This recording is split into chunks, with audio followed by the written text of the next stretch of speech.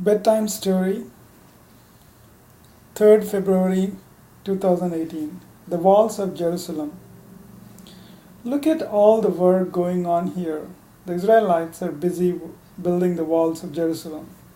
Do you see here?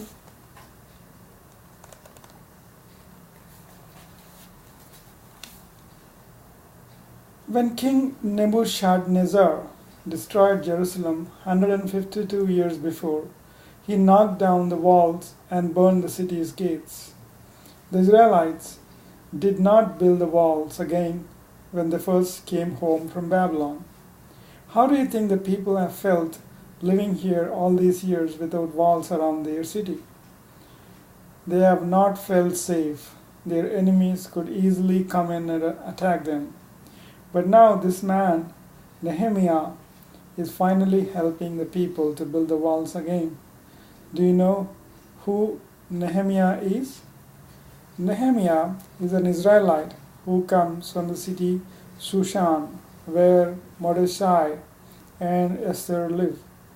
Nehemiah worked in the king's palace, so he may have been a good friend of Mordecai and Queen Esther. But the Bible does not say that Nehemiah worked for Esther's husband, King Ahasuerus. He worked for the next king, King Artaxerxes. Remember, Artaxerxes is the good king who gave Ezra all that money to take back to Jerusalem to fix up Jehovah's temple. But Ezra did not build the broken down walls of the city. Let's see how it came about that Nehemiah did this work. It has been 13 years since Artaxerxes gave Ezra the money to fix up the temple. Nehemiah is now the chief cupbearer for King Artaxerxes. This means that he serves the king his wine and makes sure that no one tries to poison the king. It is a very important job. Well, one day Nehemiah's brother Hanani and other men from the land of Israel come to visit Nehemiah. They tell him about the trouble the Israelites are having and how the walls of Jerusalem are still broken down. This makes Nehemiah very sad, and he prays to Jehovah about it. One day the king notices that Nehemiah is sad and asks, "Why are you looking so sad?" Nehemiah tells him that it is because Jerusalem is in such a bad condition and the walls are broken down. "What is it that you want?" the king asks.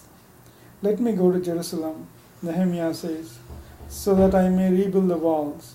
King Artaxerxes is very kind. He says that Nehemiah may go, and he helps him to get wood for doing some of the building. Soon after Nehemiah comes to Jerusalem, he tells the people about his plans. They like the idea and say, "Let's start building." When the enemies of the Israelites see the wall going up, they say, "We will go up and kill them and stop the building work." But Nehemiah hears about this, and he gives the workers swords and spears, and he says, "Don't be afraid of our enemies. Fight for your brothers, for your children, for your wives, and for your homes." The people are very brave.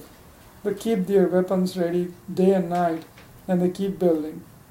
So in just 52 days, the walls are finished.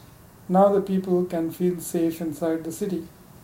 Nehemiah and Ezra teach the people God's law, and the people are happy. But things are not the same as they were before the Israelites were taken as prisoners to Babylon. The people are ruled by the king of Persia, and they must serve him. But Jehovah has promised that he will send a new king, and that his king will bring peace to the people. Who is this king? How will he bring peace to the earth? About 450 years pass before any more is learned about this. Then there is a most important birth of a baby. But that is another story.